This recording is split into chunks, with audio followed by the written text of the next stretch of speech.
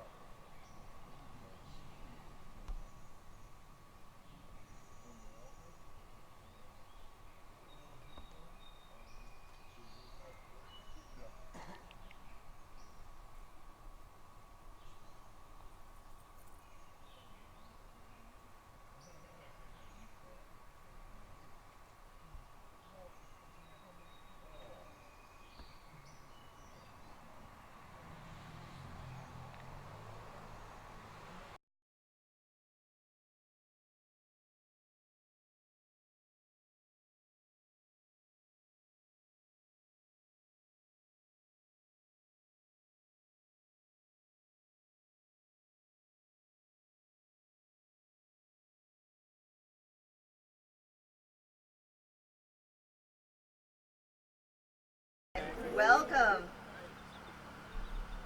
We're going to start tonight with a momentous event, the resolution to authorize the town supervisor to sign the contract. So you're going to do the honors? Oh, I'm sorry. Sure. Please rise. I've got a little flag right here. Yeah, there's the flag. Turn around. Have one by? Okay.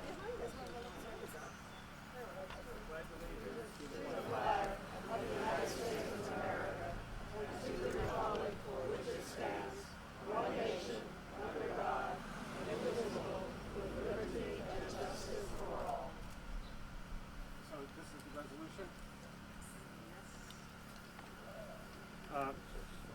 This is AT1, resolution of the town board authorizing the town supervisor to enter into agreement with the New York State chapter of the Sons of the American Revolution to acquire the building and property known as Odell House located at 425 Ridge Road for the sum of $1, subject to a covenant and restriction that the Odell House be maintained as a historic site.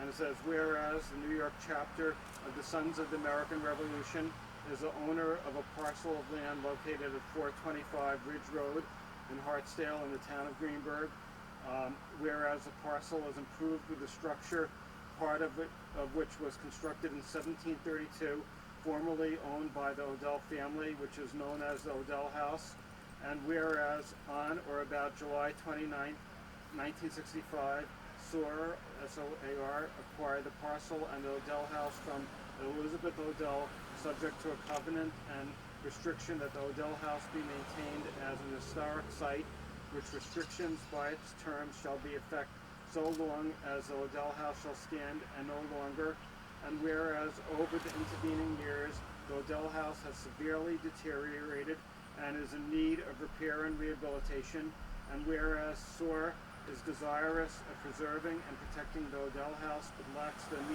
immediate funds required to rehabilitate the Odell House, and whereas the town has sufficient resources and is willing to contribute funds to restore and rehabilitate the Odell House, whereas the membership of the New York chapter of SOAR has authorized a conveyance of the parcel and Odell House to the town by an agreement to be signed by its president, Robert Stackpole, for the purpose of preserving this valuable historic resource for future generations. Now therefore be it resolved that the town board of the Town of Greenburgh hereby authorizes the town supervisor to sign the attached agreement to acquire the Odell House and the parcel it is located on for the sum of $1, and be it further resolved that the town controller is hereby authorized to issue a check in the amount of $1 to the New York chapter of the Sons of the American Revolution to effectuate such acquisition. I'd like to make that motion. Second. Councilwoman Ellen Hendrick, would you like to say anything? Well, I will leave it to to say something about this. I did say it. Diana It wasn't Jetner? loud enough. I vote aye, and I'm so excited tonight that this is finally happening, and I just want to thank everyone that really worked so hard to make this happen. So many people came together, and we finally have been able to do this. So all I can say is thank you, thank you, thank you.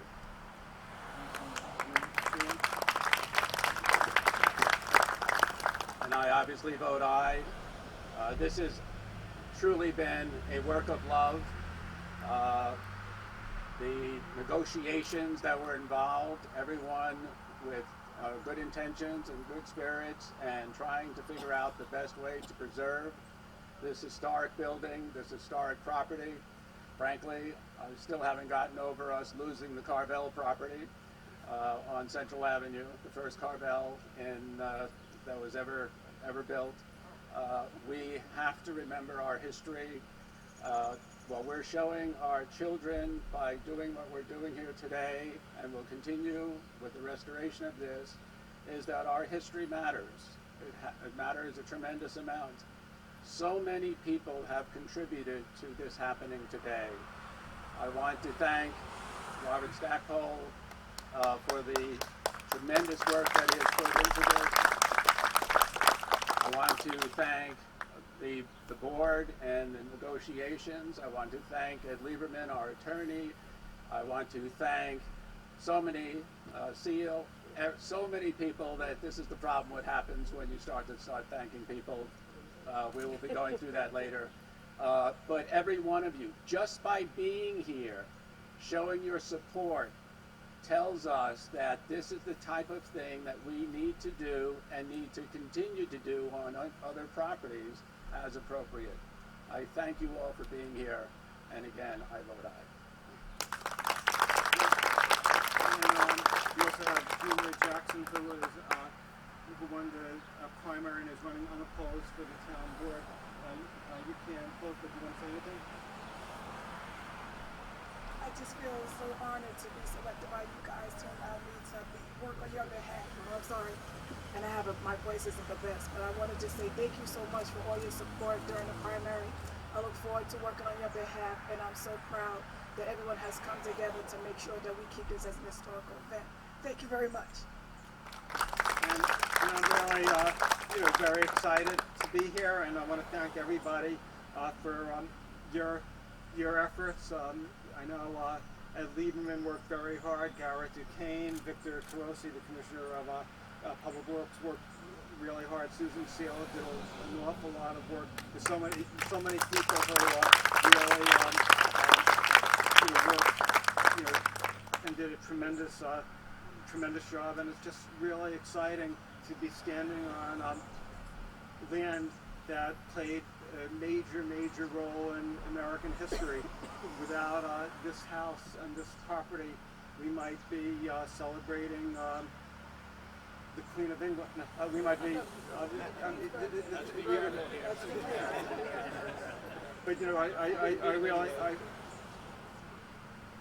Right, and we also, right, and I just want to also thank Riley Winsler and Felicia Barber. They're our assistant historians, and they publicized the Odell House, last year. And again, we're going to make this such a spectacular house when it's renovated. Hopefully we're going to open it up for students and a lot of schools. We're going to educate our youth so they understand the positive contributions people in Hartsdale made to American history and democracy. And I think this is going to be a destination for many people who love American history. And we also have a historic landmark committee, Madeline O'Shea. Okay, good. Okay, good. Great. So now we have to sign. So Mr. Stackpole, would you like to start signing? Sorry. Sorry.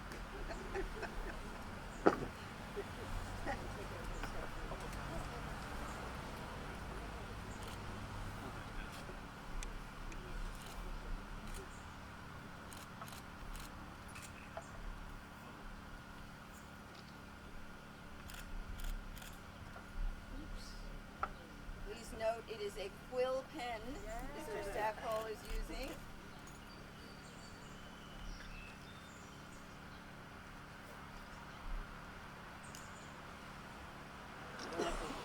Pen to pass over the paper. Remember, you're not John Hancock.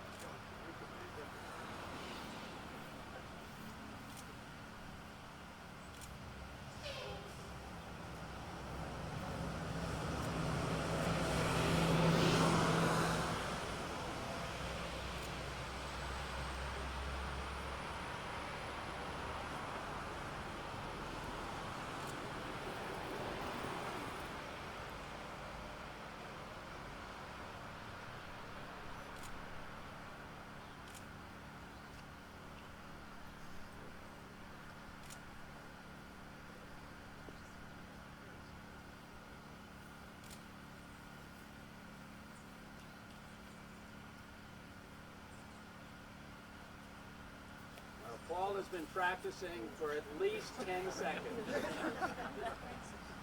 I actually read this before, so I don't want anybody to think I signed stuff without reading.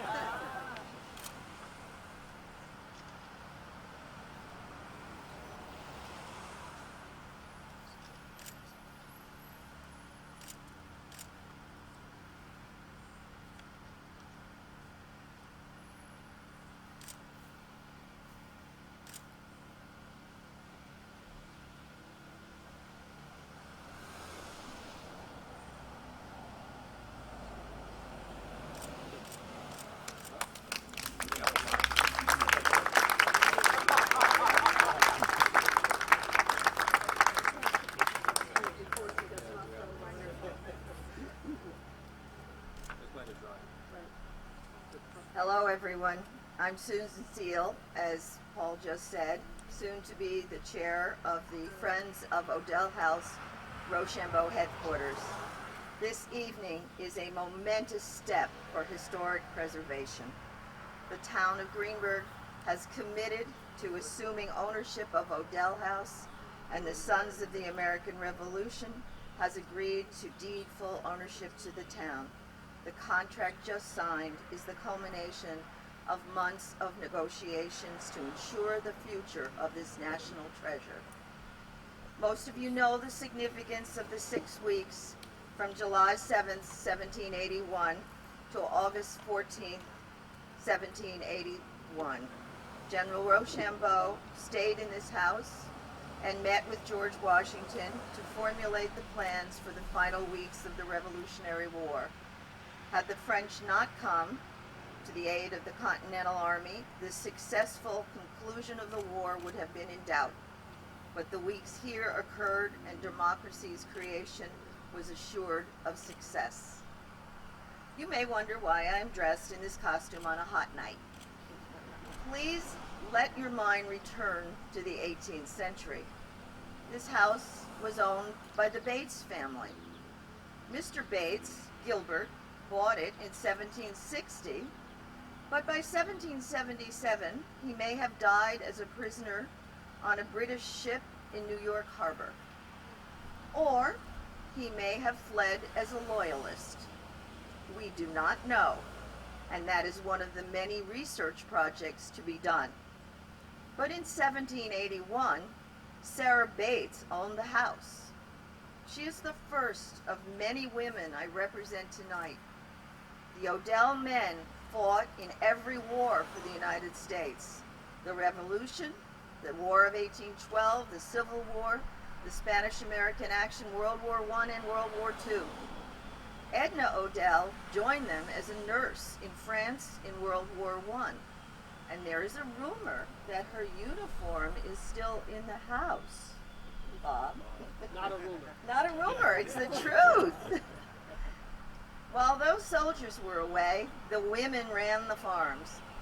They spun the wool, they sold the clothes, they raised the food, and cared for the children. Their stories and the stories of all who lived here need to be heard.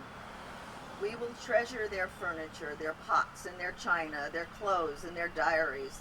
Through our work with the sons, the public will learn the lives they led and share a deep pride in our history.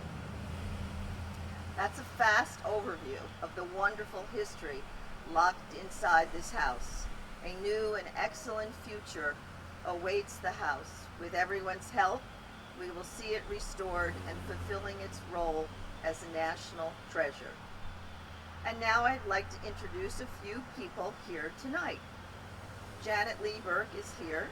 Janet is the former national chair of the Committee for the Washington-Rochambeau Revolutionary Route. She will help us reestablish this as an important stop along the trail. And you have something to give, a congratulatory letter. Sure. Okay. This is from the president of the National Association of W3R.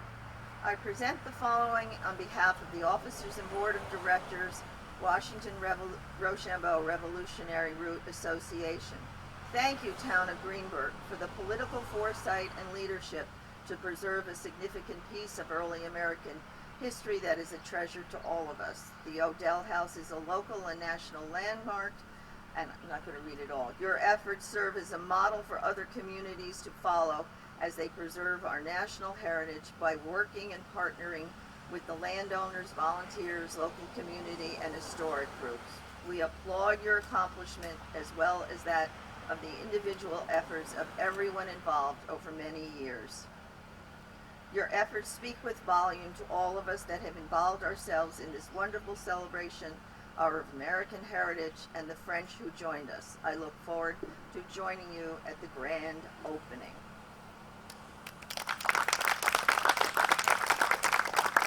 Also present tonight is Steve Tilley, the renowned historic architect. He's been helping us plan ahead for the future. Jean Lachaud is here, of the American Society of le Souvenir Français. He is has been a friend of the house for years and will help us with our French connection.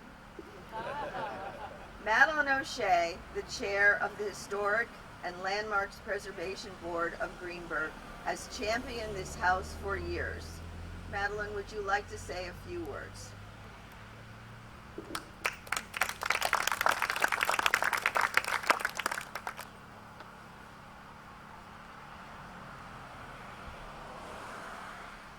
At last night's Historic and Landmarks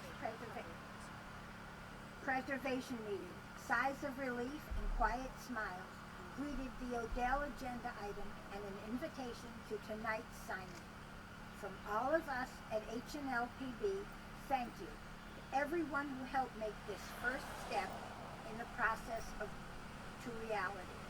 The Historic Board has had the Odell House on its agenda from the beginning of time. Our board members have crawled over the building with the State Parks, Recreation, and Historic Preservation representative twice. we have phoned, met, threatened, cajoled to help arrive at this point. The HNLPB looks forward to working with the town, the Odell Friends Group, anyone and everyone else whose goal is reaching the day Odell House can be open to school children and scholars as the Odells wanted. Quote, "It has been said that at its best, preservation engages the past in a conversation with the present over a mutual concern for the future." William Murtaugh, the first keeper of the National Register of Historic Places. Greenburgh has a treasure trove of historic assets, some hidden, some in your face, that speak to the part the town played in the founding of our country. Through time, the town has been prominent in areas of industry, the arts and sciences, and everything in between. The Historic and Landmarks Preservation mission is to preserve the history of Greenburgh through pictures, the written word, landmarking. As you all may know, Jacqueline Kennedy Onassis has been called the First Lady of Historic Preservation for her work towards preserving New York City assets. I was recently given a quote, which, if one changes the word city to the word town, can apply to Greenburgh. Quote, "Is it not cruel to let our city die by degrees, stripped of all her proud monuments until there is nothing left of all her beauty, of all her history and beauty to inspire our children? If they are not inspired by the past of our city, where will they find the strength to fight for her future?" Thank you.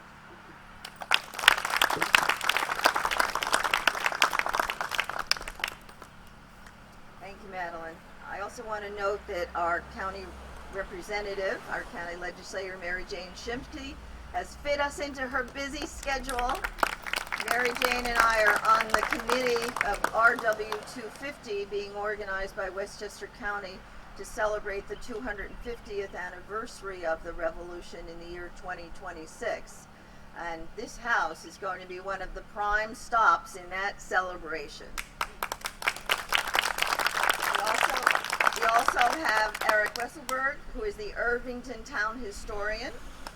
Eric is also working with Connie Keogh, Mary Jane, and I on the commemoration of the 250th. And Eric and I will be working on a presentation about Odell House for the fall, because we have to keep the momentum going and keep everybody involved. The members of my board of the Friends are all here. If you could all just stand up so I can applaud you all.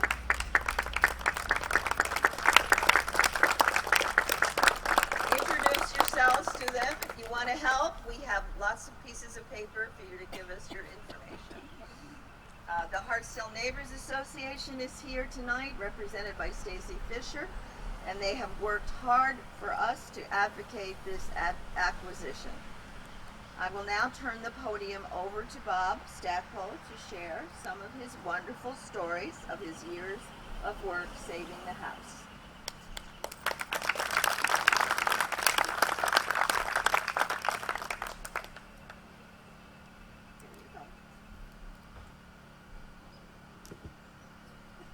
Culmination of nearly 60 years of my work to save this house has come to this glorious event. When I was 18 years old, I used to drive by this house, and it was almost collapsing. And I met with the last Odell to live here, Otis, who was a veteran of the Spanish-American War, and he was an invalid, and he still lived in this building. No heat, little electricity, no plumbing, and he made it. And as I became a friend, we wondered what's going to happen to this house. And I said, at my age and my circumstances, I have no idea. But it became a mission for me to try to find every resource possible to preserve history landmark. And this Elizabeth Odell, who was the last bloodline from Colonel John Odell, became a friend. And in that process, she began to unload all the history and family fights, joyous times and others, so that I got a good education about all the family members from the Colonel on forward, and even the Colonel's father and mother.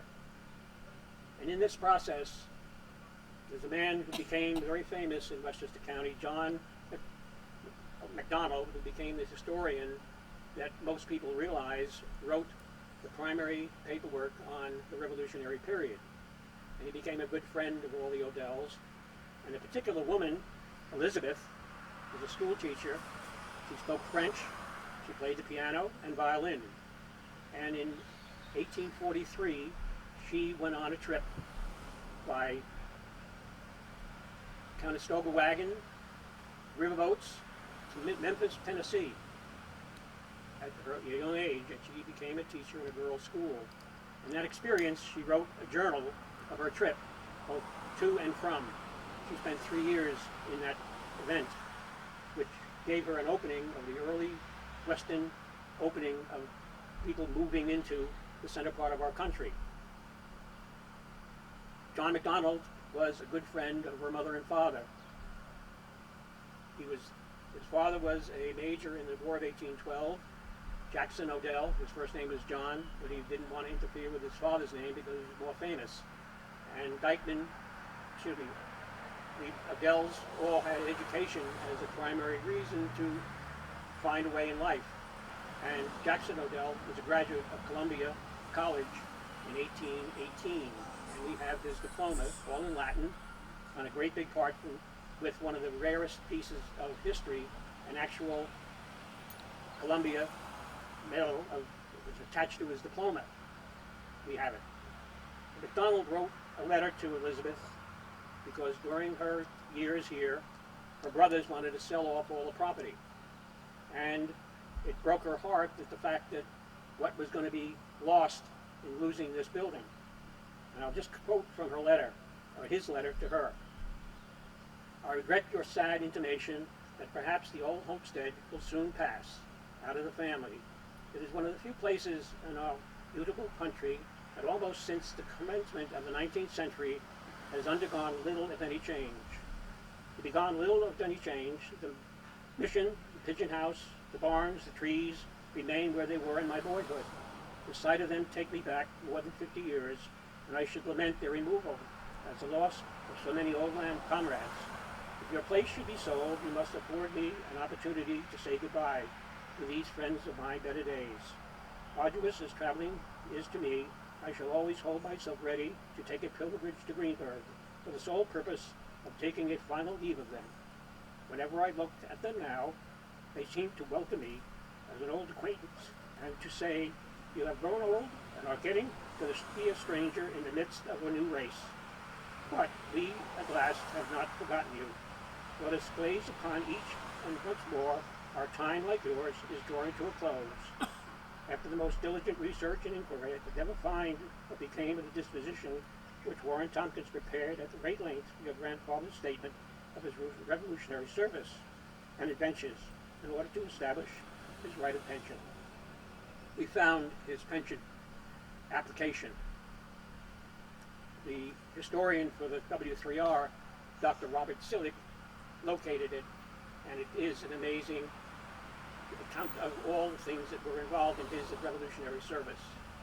And when you look at the event today, it is a repeat of those words of this very famous historian. We've saved this for another generation. And saving it for another generation will enter it into the landmarks of the United States as a key event in the end of the American Revolution. If you all remember when the French first came to Newport, Rhode Island, the people turned their backs on them because they were Catholic, they were French, and most of us who have revolutionary ancestors were fighting the French most of our period from the time we got off a boat because they were our enemy. And my ancestors, 2 of them, spent 2 years and more as prisoners of the French in Canada. And so when the French came the Protestant Yankees weren't very proud of the event of having them come to our shore. But in a very short period of time, the French won over the residents of Newport, Rhode Island, and they became ignored because they also had hard money. And everything they bought, they paid for in silver and gold. So when they came to Greenburgh, they were met with the same warmth because they came with a feeling of camaraderie with the local people. So the events here, around this event, was based on two things. One, the French Navy, as you know from history. Admiral de Grasse was educated through the earlier help of the French with a fleet that came to America in 1778. It wasn't a successful event, but the Admiral General, who was in charge of it, D'Estaing, came to the harbor of New York with the French battleships.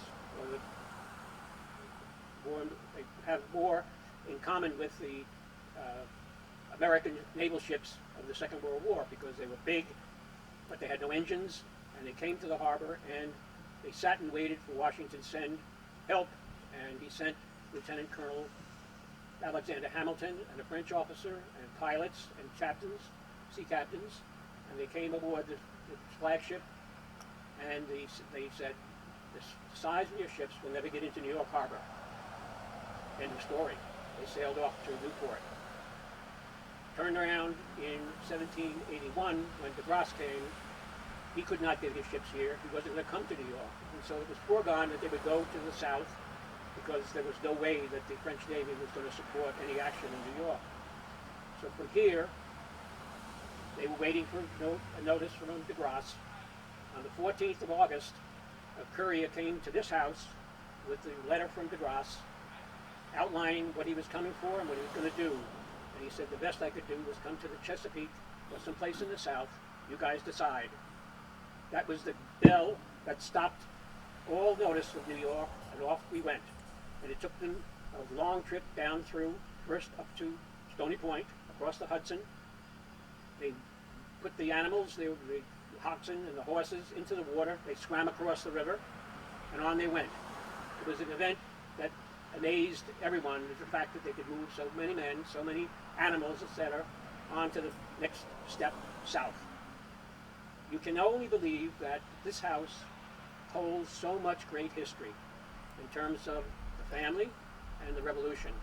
We hold, and the SAR will hold possession of it, all the furniture and the movable documents and things, as our legacy in concert with partnership with the Town of Greenburgh. When you look at the amount of letters that were written, there are thousands of them, because in those days, of course, no internet, no telephone, no anything. You communicated by letter, and we have them all. And the stories that we will uncover as we go through them. And so I want to say something about what I have experienced. In the beginning, when I started, no one in the Town of Greenburgh would come to my assistance. No politician raised their hand and say, we do something to save the house.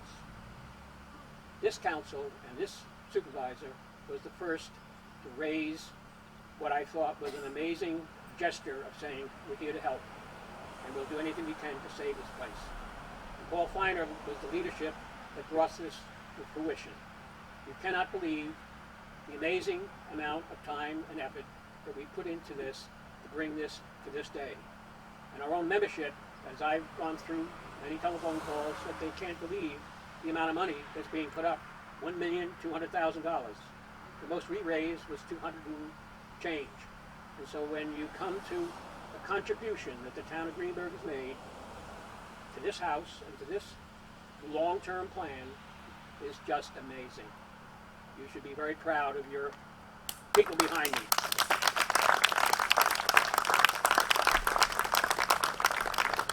As Don McDonald said in his letter, we're not going away. We're not going to be the trees cut down and the buildings destroyed. We're here to save.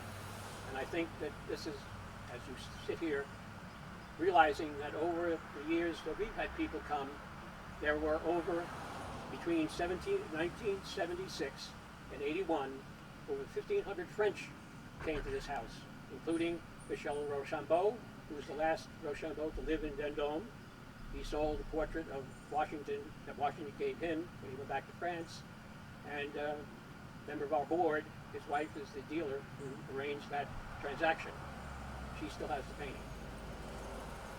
What I would think now, going forward, as we step into the final stages of getting permission under a 501c corporation, we'd have to go to the New York State Supreme Court to get permission to transfer the house. This is a step we think will happen, and happen without much trouble.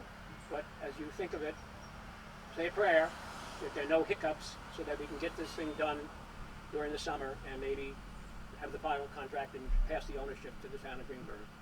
There's one person I'd like to introduce, our lawyer, who has been part of the process of negotiating and getting everybody on the same page. He's a wonderful guy. Wayne Simonson. So he's a past chief counsel for the town of Scarsdale, and he has lots of experience in dealing with these things. So he was been a tremendous help, because our own attorney is a corporate attorney and he had no experience in doing this, so we had to reach out to someone who had expertise. So I want to thank all of you for coming, and those of you who are going to be dedicated over the years after the current people are gone, to make sure that this is one of the greatest landmarks of the revolution in New York State. Thank you.